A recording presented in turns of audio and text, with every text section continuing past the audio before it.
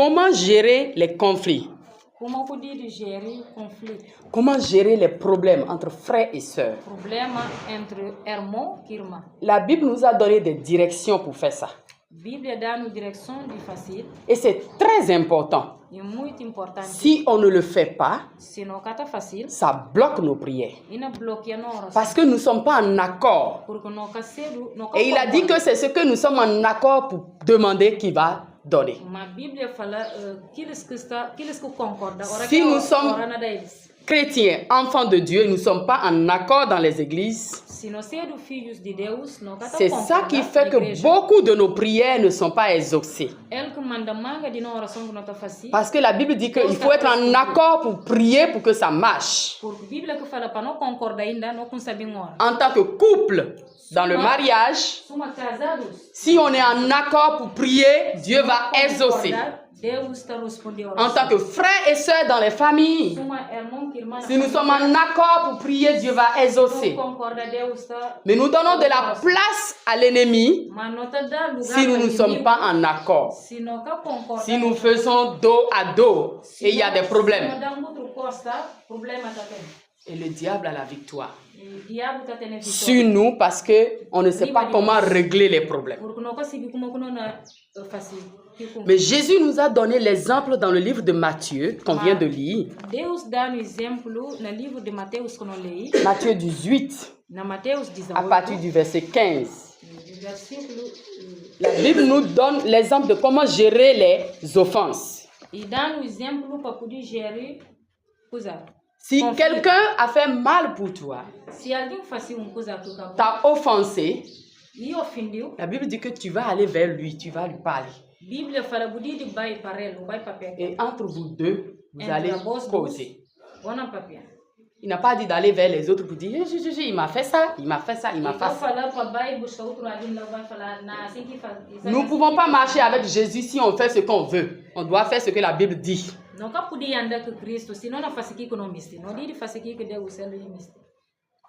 Va avec la personne pour parler avec lui. Tu lui dis que ce que tu m'as dit, ce que tu m'as fait là, ça m'a fait mal.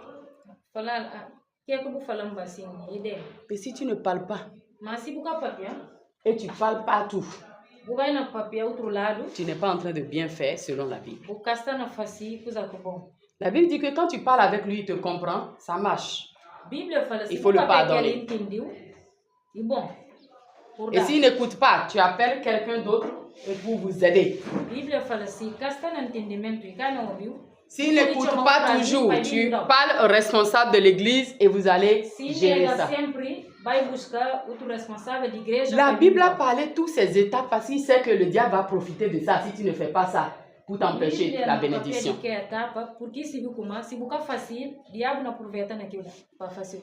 C'est pour ton propre bien. Amen. Et dans l'histoire que nous avons lue de l'enfant prodigue, et il est parti, il a demandé à son papa, donne-moi les biens, il est parti, il a dilapidé tout. Beaucoup de personnes utilisent mal cette histoire. Vous dites que oui, quand l'enfant prodigue est revenu, Dieu a le pardonné, il a un père, il faut pardonner, il faut pardonner, il faut pardonner.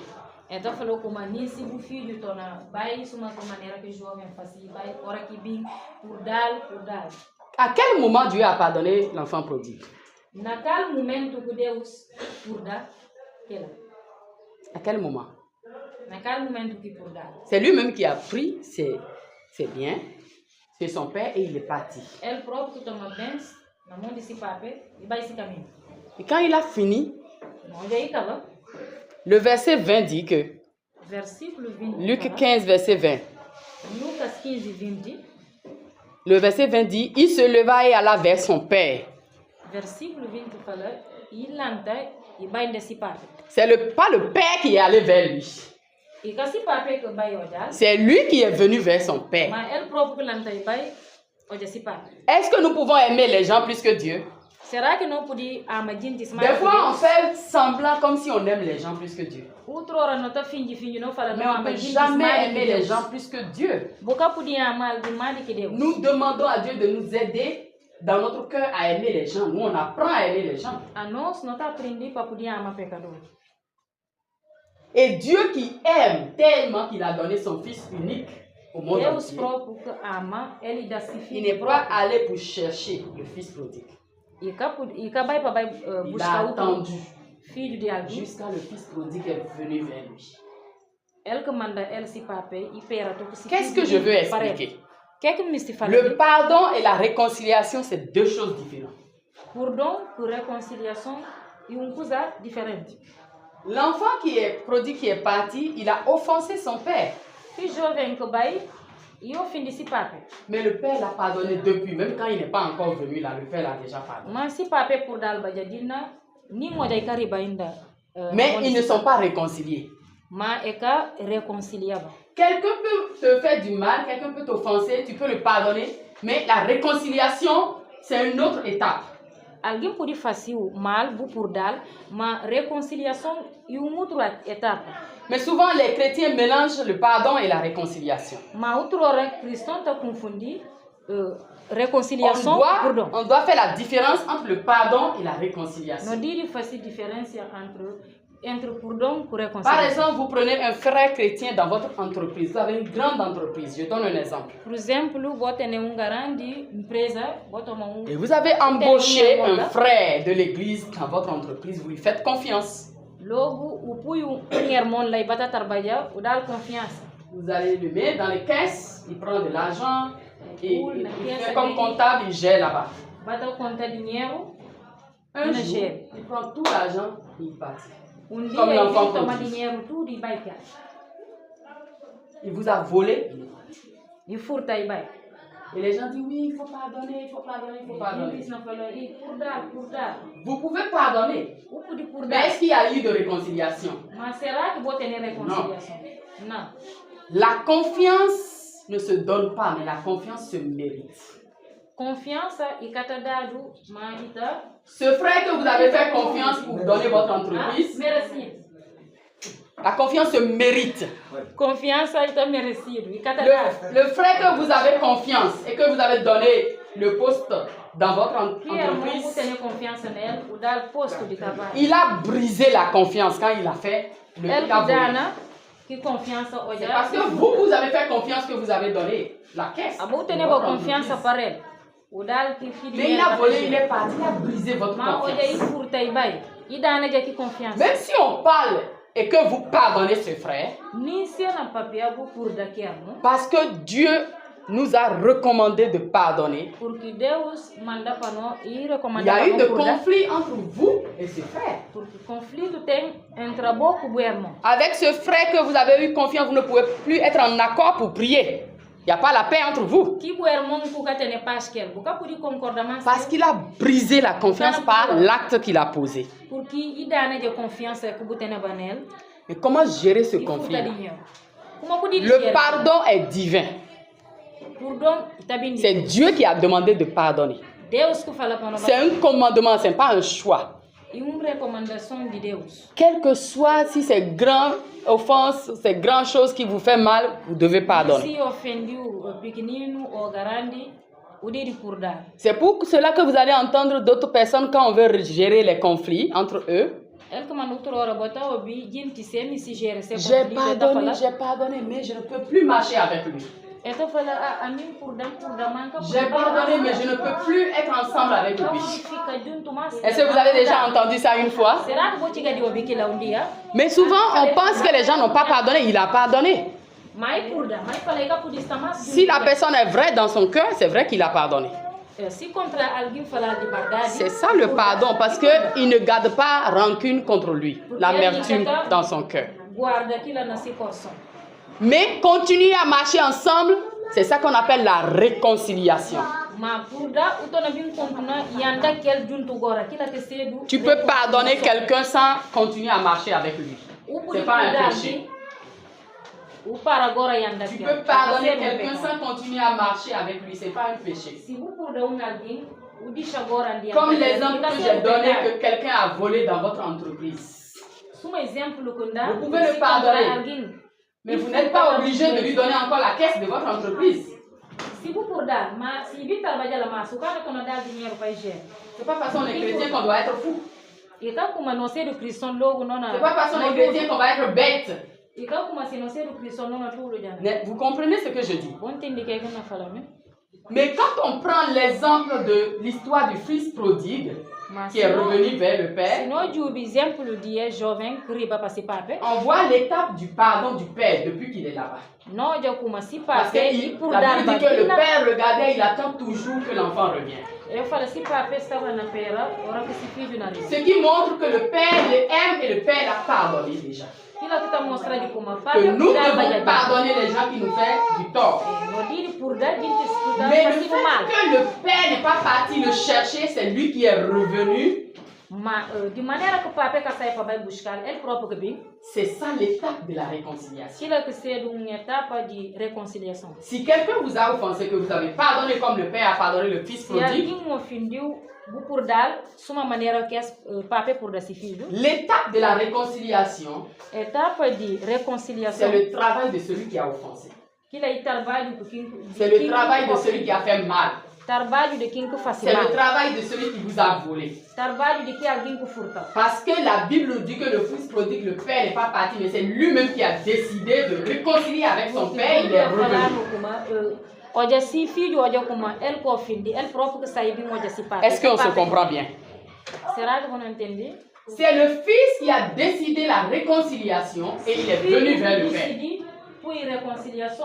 Si vous donnez de l'amour à quelqu'un, si vous faites du bien à quelqu'un, que la personne vous fait mal, vous avez l'obligation, selon la parole de Dieu, de lui pardonner.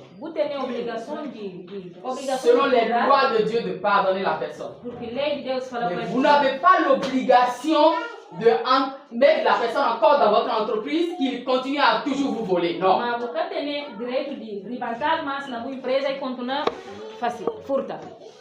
Est-ce qu'on se comprend bien? Alléluia. Vous n'êtes pas obligé de le mettre encore à la caisse de votre entreprise. Si lui, il veut encore prendre la caisse, ce n'est pas toi qui as l'entreprise qui va faire cette démarche. C'est lui qui va faire cette démarche comme le fils prodigue qui est venu vers le père. Le pardon, quand on a discuté de ce problème, le pardon, tu l'as donné. Mais la réconciliation, c'est lui qui doit être le premier à faire le pas vers la réconciliation. Parce que le pardon est obligatoire. C'est pour toi, mais c'est pour ton bien. Tu dois demander la grâce à Dieu de pardonner. Parce que si tu ne pardonnes pas, c'est toi qui vas avoir le cœur toujours chaud. Et si vous pardonnez, vous ressemblez à Dieu. Parce que c'est Dieu qui pardonne. Et si vous refusez de pardonner, vous ressemblez à Satan. Parce que lui, il ne pardonne pas. Maintenant, la différence entre le pardon et la réconciliation. Dans l'exemple que j'ai donné de l'entreprise, le pardon, celui qui doit donner le pardon, c'est le patron. Parce que l'autre l'a volé, il va lui faire mal. C'est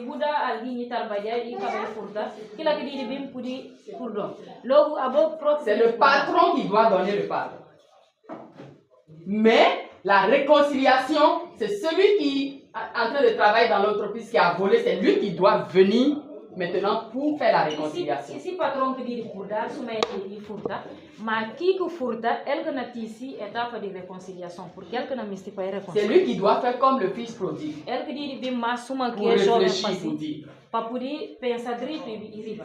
Mais le monsieur là, il n'a rien fait de mauvais de me donner le travail dans son entreprise.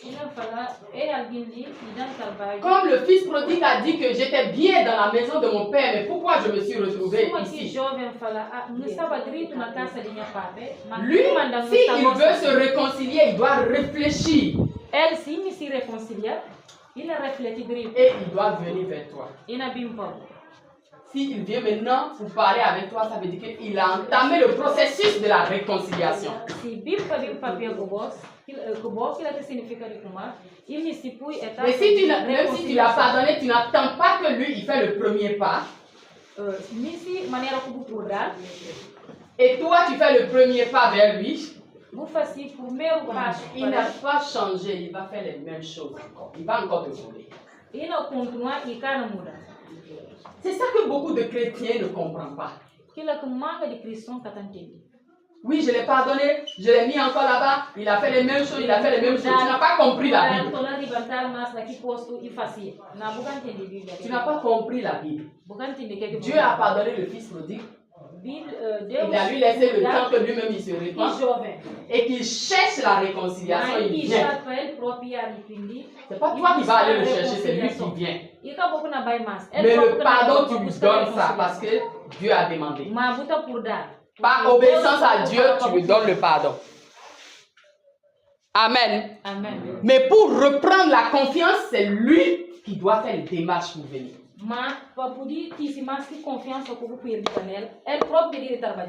C'est lui qui doit aller chercher un frère ou bien un responsable ou bien un ami ou bien un parent de la famille pour dire que moi je regrette que j'ai fait mal à mon frère dans son entreprise.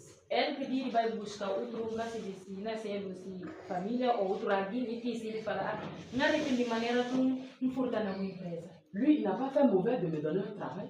Il a fait bien de me donner un travail parce que je n'avais pas un travail. Il m'a donné aussi sa confiance. Et moi, j'ai volé, j'ai gardé les confiances. Moi, je regrette ça. Je veux que tu me aides, qu'il te donne encore le travail. C'est ça qu'on appelle la réconciliation. Et pour que quelqu'un fasse ça, il faut que la personne soit repentie. Se répand d'abord. Si la personne fait ça, tu vas lui donner la confiance en moi. Quelqu'un qui n'a pas fait ça, il est resté dans son coin. Toi-même, tu allais le chercher encore pour lui donner les caisses. Ton problème est tu n'as pas sage. C'est comme si tu es en train de dire que dans l'histoire de fils prodigue, toi tu aimes plus le fils prodigue que Dieu.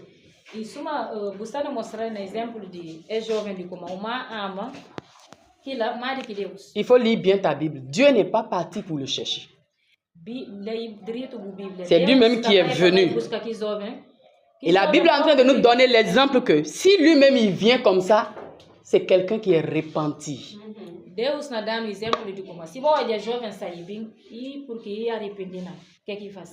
C'est un signe, un témoignage que toi tu vas regarder pour voir s'il est repenti. Mais s'il ne vient pas, même s'il ne vient pas pour te demander pardon, toi, pour ton propre bien, pour l'obéissance de la parole, il faut le pardonner. Mais s'il vient maintenant, c'est la réconciliation que vous allez faire. Et tu peux lui redonner maintenant la confiance petit à petit. Ce n'est pas tout que tu lui donnes.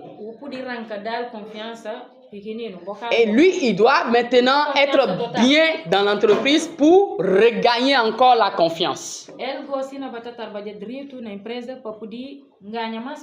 Donc, on peut pardonner et ne pas se réconcilier. C'est important de libérer le pardon.